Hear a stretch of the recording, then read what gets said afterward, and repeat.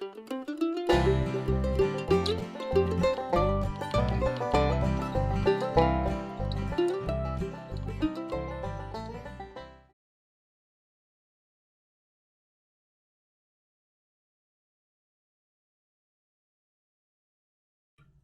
am the day's light, as dark as night. I keep food on the table, but seats empty. I give cool air to fill your lungs, but a blackness to cut it short. I am friend, I am enemy, I give, I take, I am past, I am future. But I am our darkness, I am our light, because it is our choice. It is all mine. Hello and welcome back to another episode of the Campbell County Trunk Show.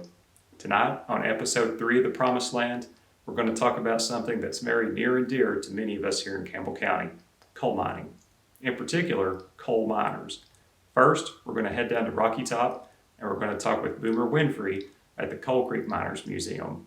And then, Tony Thomas is going to play a song for us that he recorded back in November 2020 for Postmark Jamboree, but it's about a coal miner that's very near and dear to him and has a very important story to go along with it.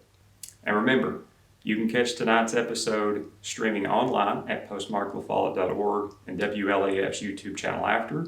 Also, our next episode is going to be April 7th at 8:30 p.m., and as always, that's a Wednesday. You know, so many of us here in Campbell County have been touched by coal mining, or know a coal miner, or are a coal miner. Both of my grandfathers were coal miners. And so this is something that means a lot to me, and the time that I've spent talking to Boomer Winfrey and hearing Tony's song has been so important. And as we, over the next 2 episodes, explore coal mining, and even in episodes further, I think you'll start to see a lot of connections of how coal mining affects directly who we are today in Campbell County and where we're going. And remember once again that the Campbell County Trunk Show here on WLAF is meant to share your stories as well. So just as Boomer has stories, Tony has stories, and I have stories, we want to hear your stories. Did you have coal miners in your family? Are you a coal miner? Well, we want to hear that, and we want to talk to you about it. So as always tonight, we're going to share the information on the screens where you can contact us. And without further ado, let's go down to Rocky Top and talk with Mr. Boomer.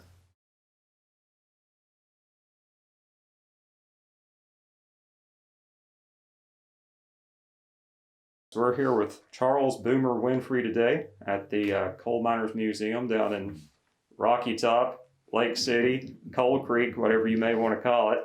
So Boomer, why don't you tell us a little bit about yourself, where you're from, and how you came to this area? Well, I'm from right here in Lake City. I prefer Lake City to Rocky Top. I was born up in LaFollette, but raised and went to high school here in Lake City. And except when I went off to college, I've worked around here my entire life. I'm a geologist by trade. Got a degree in geology and worked as an environmental geologist for an environmental organization for a number of years. And then just kind of tripped by accident into another profession because I also like to write, and ended up getting a job at one point as what I thought was going to be a temporary job as a newspaper reporter, and fell in love with it and spent the next 30 years of my life being a newspaper writer, editor, editor of the LaFollette Press for a number of years. Worked for the old Campbell County News, the old Campbell County Times at one point when it was still in business. And, more recently I've been doing a little bit of work for the county. So that's my background as far as my profession is concerned. I got interested in coal mining history, and in this museum from the get-go. My grandmother, my grandfather was a miner, my great-grandfather was a miner. My grandmother used to entertain me when I was a kid by telling me stories about her daddy and her family and their coal mining history and everything, and this fascinated me. And so, when I got into journalism, I ended up doing some research and doing a series of newspaper articles on the Coal Creek War, on the Civil War history of this area, and later on I put a lot of that into a book that, for the Homecoming '86 celebration we had back in 1986 when the state was giving out grants to local communities to do their histories and things. The town of Lake City, the fathers there asked me to update this history of the town, so I rewrote it completely and wrote a book about the history of the Lake City area. My great grandfather was a coal miner that worked. Well, he was involved in the Coal Creek War. He was a miner in the 1890s as a young man, and he continued to work in mines right on up until black lung made it impossible for him to work. About the 1940s, he was too sick to do anything anymore. My grandfather worked briefly in the mines, and my father worked in the mines for one day. When he was a teenager, a kid. My great grandfather had a little wagon mine that he was running with his brothers. Besides working for the big company, he was doing a little mining on his own, and they only had about 5 or 6 employees, and they had mine mules to haul the coal out. And they got my dad when he was a kid to go up there to take care of the mine mules. That was his job. And the first day on the job, he got kicked in the face by one of those mules. And when they brought him home, my grandmother, who was the boss in the family, put her foot down and said, he's not going back to the mines. So he ended up becoming an electrician. Never did work in the coal mines. So Boomer, that's really an interesting idea. So he set up his own little mine himself? Yeah, sometimes the land company owned all the coal. These big land companies like Coal Creek Company, Coppers, which wasn't here then, it was but you had the Tennessee Land and Mining Company owned all the land around Stony Fork.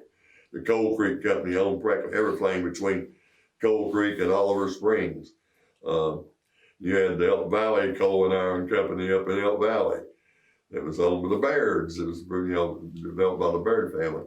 And they didn't mine the coal themselves. They just leased it out to mining companies for royalties, charge royalties.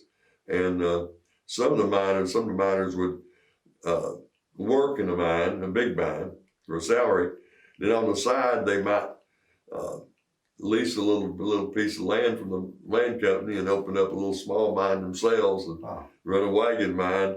There's a Heartland series film that I've got a copy of somewhere about a family mine up in Campbell County, up in Anthrace. And it was, the whole, everybody worked in it. They were all related. They were all brothers, cousins, uncles, nephews. And they had gotten a little bit of a lease from the company and it opened up this mine. And the one that my father had his mule adventure in was similar to that. It was a very small operation. But on top of that, my great grandfather and his brothers all worked full time for the Black Diamond Collieries, which was the big mine in Beech Grove. Most of them worked usually 8-hour shifts. Yeah. I mean, the 8 to 12-hour shifts, I guess, some of them. But they'd work a lot of them would work 6 days a week. And sometimes, depending on how much demand there was for coal, the company might just work men 4 days a week. Because they made that's all the coal they may have needed.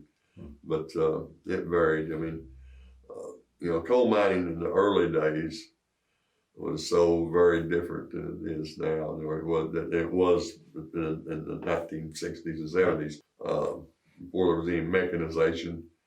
I mean, the way that they used to mine coal, talk about pick and shovel, they didn't really use the picks and the shovels to mine the coal.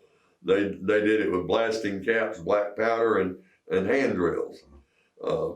Out there on the counter, we have an example of a big hand drill. Extends probably 10 feet and a breastplate. The miner would put a breastplate across his chest, a metal plate, set the drill in it, and it would be 10 feet long and weigh so much it had to have 2 or 3 guys to lift it up for him. He'd push it up against the side of the coal seam, and they would hand crank it to drill holes into the seam. When they got all the holes drilled they needed, they'd pack them full of black powder, attach a dynamite cap, run it around the corner, and those little plunger boxes, and they'd plunge it to cause a spark, and it'd blow the black powder, and all the coal would blow off the face of the seam and fall into the floor of the room. And then they would use the pick to bust up the big blocks of coal into smaller, more manageable pieces. And the big old shovels to shovel it into the cars. And they'd clear it out as quickly as they could and send it up top to be weighed. And the miners in those days weren't paid by that number of hours they worked. They were paid by how many tons they mined. The old Tennessee Henry Ford song, 16 tons, and what do you get? Another 8 day older and deeper in debt. That referred to the average amount of coal the miner could produce himself in a week's time, 16 tons. You get paid so much a ton for the coal. They had these little check weighmen up the top, and each miner would have a little brass buttons that had a number on it. I mean, like 61. He'd have a bunch of them on his belt.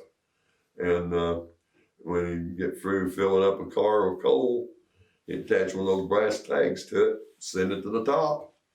And up the top, the check weighman would weigh the car, calculate how much coal was in it, look at the number, and give that miner credit for X number of, pounds of coal. And, for that reason, a whole lot of the miners would take their sons into the mines with them. 9, 10, 11-year-old kids, their boys. They'd take them down to mines because after Daddy did all the dangerous work and doing the black powder and drilling the holes and setting off the explosion, he could be drilling more holes while the boys shoveled the coal into the car. And then save a lot of time. He could produce more coal that way. As a result, when the Fredericks mine exploded, in 1902, a lot of the victims were young boys, 10, 11 years old. You had a situation where entire families died.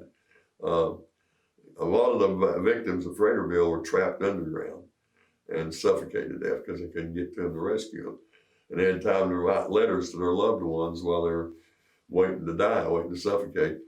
And one guy wrote a letter to his wife, and he had his son, his 12-year-old son, sitting there at his side. He said, "We both love you. Pray for us. We're going to heaven together."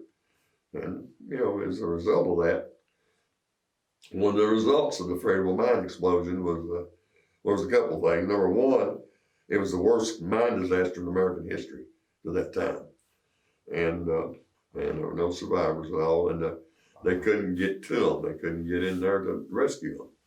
So the federal government said, "Well, we got to do something about mine safety. We're getting more and more of these disasters."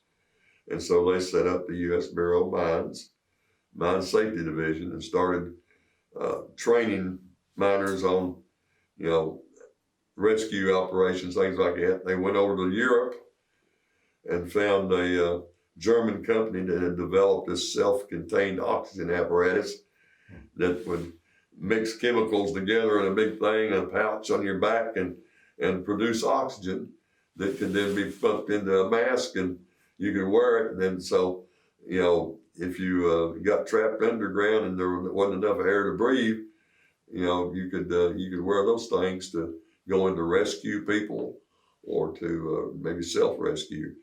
And another thing they did was Tennessee passed the first child labor law that I know of in the whole country after Fredericksville. It didn't do much, but what it basically said if you were under 16, you weren't allowed to go underground. You could take children and work them as breaker boys up top, pulling slag and stuff out of the coals that was coming down the conveyor belts, but you couldn't actually let the sons go down underground. One of the results of that was that miners began to say, "Well, we can't get our sons down here to help us shovel the coal. We're not going to get paid enough for the ton." And so they slowly got away from that tonnage thing and started paying miners by the hour instead. But until the early 1900s, that's how all the coal miners were paid, was by how many tons of coal they mined. I'd like to take this time to thank Boomer for sharing that information with us, and we're going to talk a bit more with him here later on in the episode.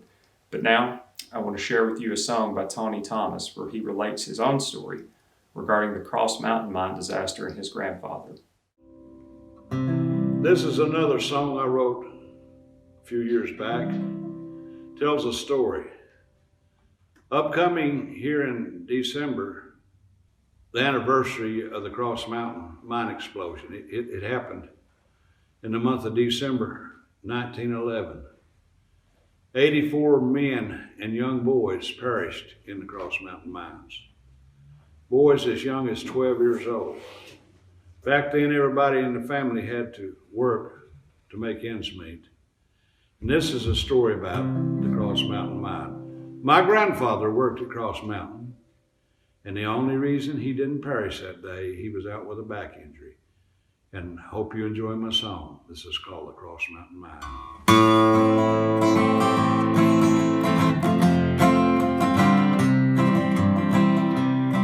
Was on one Saturday morning, the year 1911. They were deep within the mines, it was shortly after 7. These miners and their sons had gone to work down there. Then the mountainside exploded, they didn't have a prayer. Cross Mountain Mine is burning, now the miners are a-dying.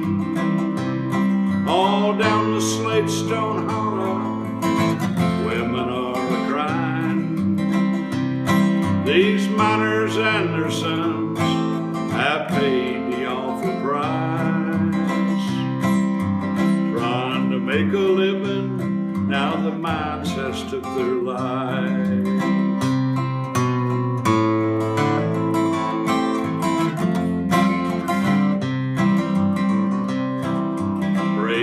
Came from near and far to see what they could do. They were farmers, miners, and mountain men. There they watched the rescue crew. They dug their way back down that shaft to see who they could save. But the hands of fate had played its part there on that awful day. Cross Mountain Mine is burning, now the miners are a-dying. All down the slate stone holler, women are a-crying. These miners and their sons, oh, they've paid the awful price, trying to make a living, now the mines has took their lives.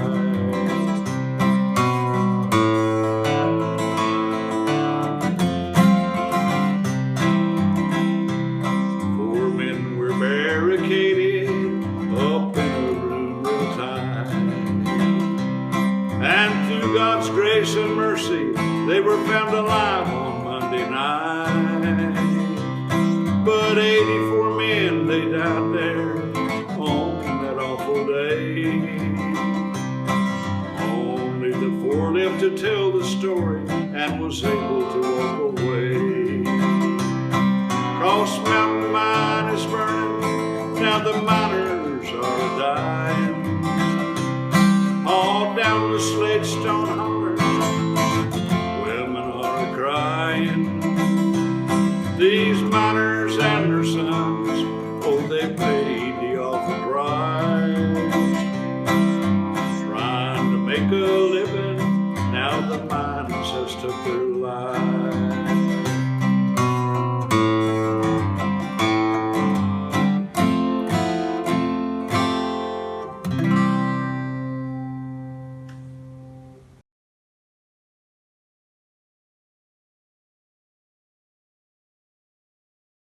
Thank you, Tony, for sharing that part of your family with us with such a beautiful song. You know, so many songs have been written, stories and legends created around coal mining in this area, and so much of the beauty and tragedy of the industry has affected many of us. You know, I've lost family members in the coal mines. Both of my grandfathers were affected by black lung, but it put food on the table and pride in us all.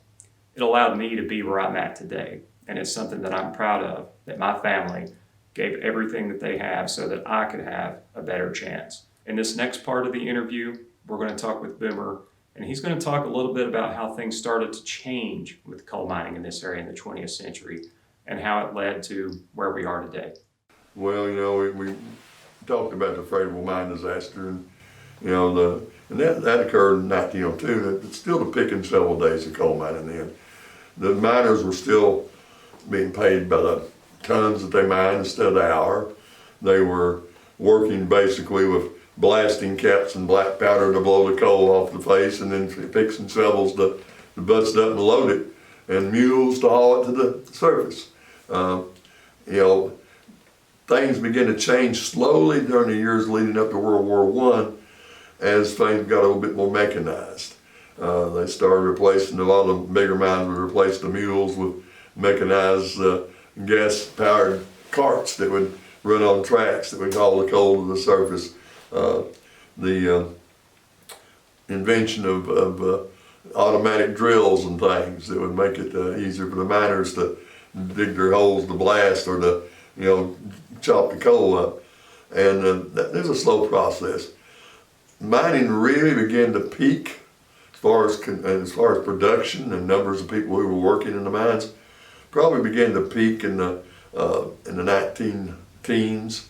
The period between say 1905 and 1915 or so was probably a buildup of mining jobs and more mines. The railroad was expanded over out of Scott County down into the New River Valley, for instance, and the mines, there were vast coal fields over there along New River, the Stony Fork, and over there had never been touched. And all of a sudden that railroad came down through there, and that opened up that whole area for mines. And so not only the mines around Coal Creek and Jellicoe, but you had the mines in the New River area, you had the mines in Stony Fork. LaFollette Iron Company came in and set up their smelter in LaFollette, and they needed coal, so they opened up the Rex mine and other mines there near Big Creek Gap, and the town of LaFollette was founded and began to grow up, much as Lake City, as Coal Creek had grew up in the 1860s.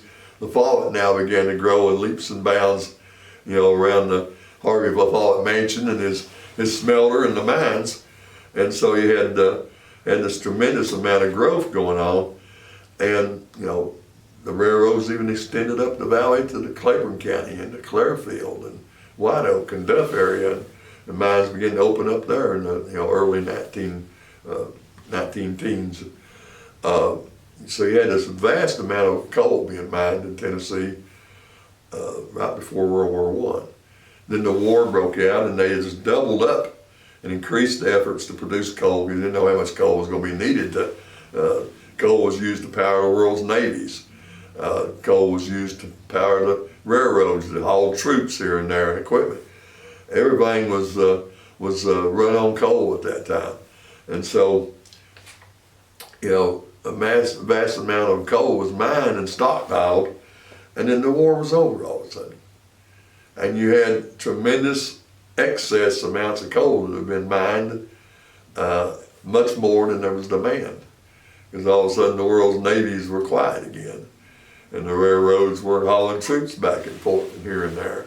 You also had the great pandemic of 1918, the Spanish, so-called Spanish flu, the COVID, that closed down a lot of travel, and shut down a lot of things. So suddenly you didn't have any demand for coal. And a lot of these mines, the coal mine industry has never been noted for its far-sightedness. It's just like, the market, what the market will do today, a lot of them just shut down. They didn't try to ration out the production and whatnot. They just closed down and sent all their workers home and said, guys, you guys are laid off. Good luck. And my grandmother used to talk. She used to joke, say, we never knew when the Depression hit, the Great Depression. We'd already been in the Great Depression here in Coal Creek since World War I ended. Said nobody around here had jobs. Said we'd learned how to survive eating out of our gardens, raising a few chickens, a few hogs, and growing vegetables. That's the only way we could survive. And it was a long time before we saw jobs coming back in this area again because all the mines shut down and nobody was hiring. And that's very true. In the 1920s, it was depressed area, depressed time in East Tennessee and all over Appalachia, as mines were closed, and only the biggest and strongest were able to survive. The biggest mine in this region was known as Black Diamond Collieries, which was up in Beech Grove, and it had been originally opened up by the sons of the guy that had the coal, that founded the Coal Creek Company, the land company, and they'd leased the land from their father's company and built this massive mine up there.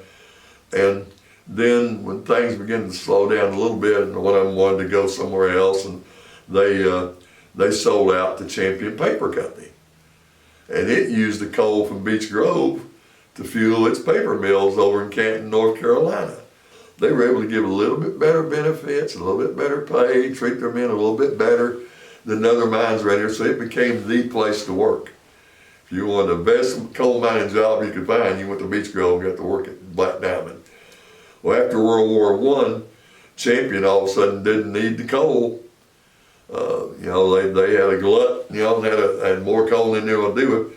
So they sold the mine off, they sold it out. And there for a short period of time it was, closed.